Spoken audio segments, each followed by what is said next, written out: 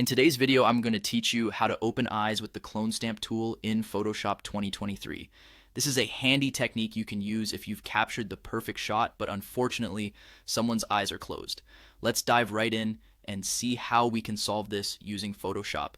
Firstly, open Adobe Photoshop on your computer and load the image that you want to edit. Start by selecting File in the top toolbar, then click on Open and choose the image where you wish to make this adjustment. Once your image is open, you're ready to begin the editing process. Next, locate the Clone Stamp tool from the toolbar on the left side of the screen.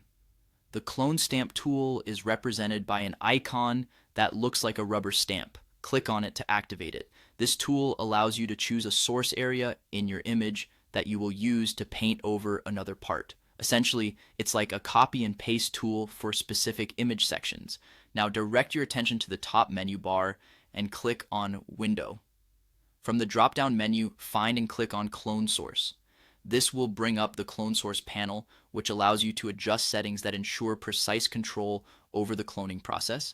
This panel is crucial as it lets you experiment with offsets, angles, and scale of the source material. In the Clone Source panel, you will find an option to mirror your source.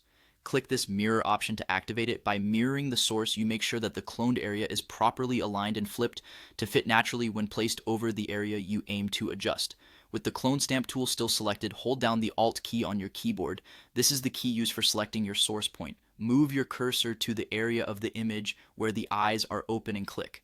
By holding Alt and clicking, you're setting this area as the point that the Clone Stamp tool will use to clone from. It's important to choose an area that has likeness to what you want to clone, ensuring natural looking results.